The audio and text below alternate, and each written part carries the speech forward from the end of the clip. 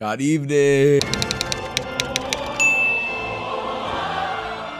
God evening is November 19th. We have Psalm 12, 1 through 2. I will lift up mine eyes unto the hills, for from whence cometh my help? Oh my gosh. My help cometh from the Lord, which made heaven and earth. This is very Shakespearean, like doth hell made heaven and doth earth.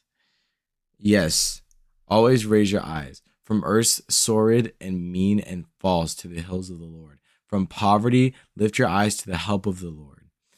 In moments of weakness, lift your eyes to the hills of the Lord. Train your sight by constantly getting this long view.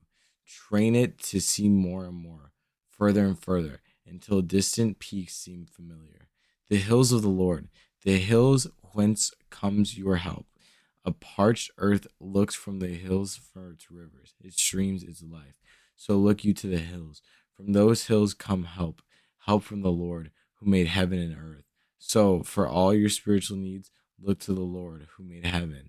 And for all your temporal needs, look to me, owner of all this, the Lord who made the earth. God at Eventide, check up. Turn out all yourself that would rebel against my sway. No other rule. Check your actions and motives habitually. Those that are actuated by self esteem or self pity condemn. Discipline yourself ruthlessly rather than let self gain any ascendancy. Your aim is to oust it and to serve and follow me only. Let's go over this psalm first. Psalm 12, 1 through 2. I will lift up mine eyes unto the hills. From whence cometh my help? My help cometh from the Lord, which made heaven and earth. So this is just like paying homage and respect to the true Lord. Yes, always raise your eyes from earth's sordid and mean and falls to the hills of the Lord. From poverty, lift your eyes to the help of the Lord. So lifting your eyes it's a metaphor for kind of uplifting yourself. In moments of weakness, lift your eyes to the hills of the Lord.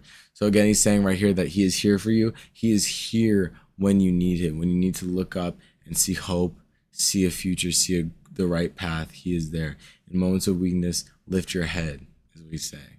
There's always hope. Train your sight by constantly getting this long view.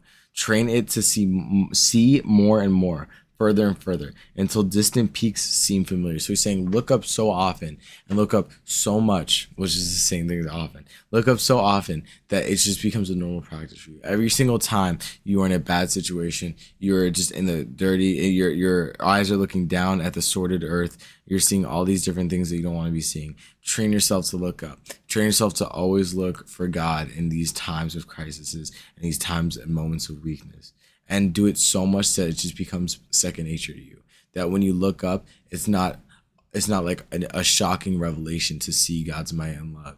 It becomes familiar.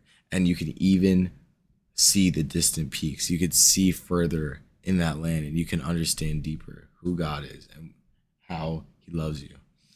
The hills of the Lord, the hills whence comes your help. A parched earth looks to the hills for its rivers, its streams, its life. So look you to the hills. From those hills comes help, help from the Lord who made heaven and earth. So again, so it's just reiterating what I said, just saying more of it.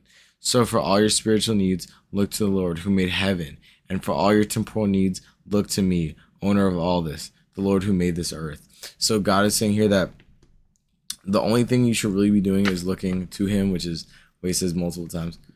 So here it's saying that in anything that you need in life, no matter what, temporal, spiritual, physical, always look to God. To look to anything else is wrong. It is not going to give you the results that you're looking for. It is not going to make you truly happy. In any venture in your life, always look to God. He is saying that. Because if you look down, if you look at these other things, even if you look in front of you, right? You rely on your own power. You're looking in front of you. That's where I'm going to go. That's not going to lead you up. That's not going to lead you over the hill. So always look up. You look where you want to head. So you always look up.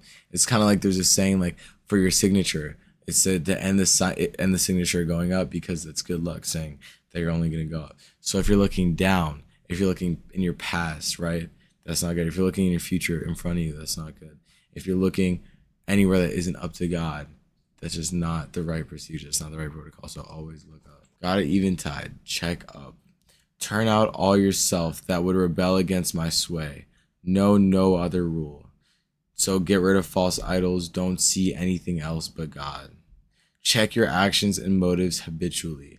Those that are actuated by self-esteem or self-pity condemn. So even if you are looking at your own power, even if you're looking at your own, not worthlessness, but your own failures, and even if you're looking at your own powers, it's still the same thing. It's still just as bad. Looking at your own failures to try to build yourself up is not the proper way to be doing things. That's just still looking at yourself. Saying always just keep yourself in check. Always keep yourself in check. Always make sure that you're still looking up and just relying on the Lord. It's that simple. Just always rely again on the Lord.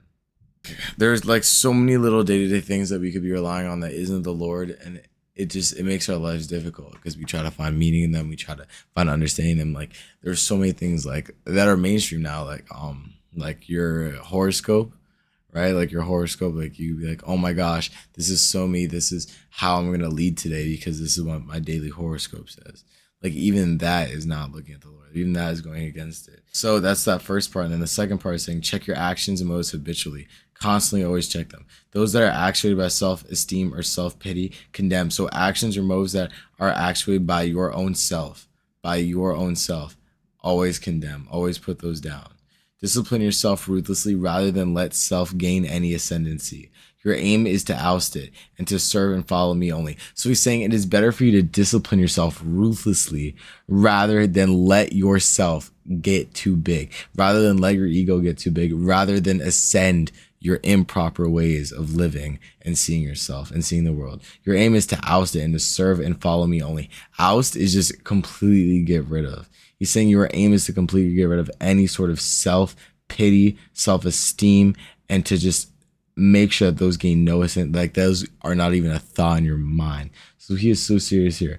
Always check up on yourself. That's why it's called check up. Always make sure you're looking up. If you are not looking up, discipline yourself ruthlessly and just look to serve and follow the Lord only. That's November 19th.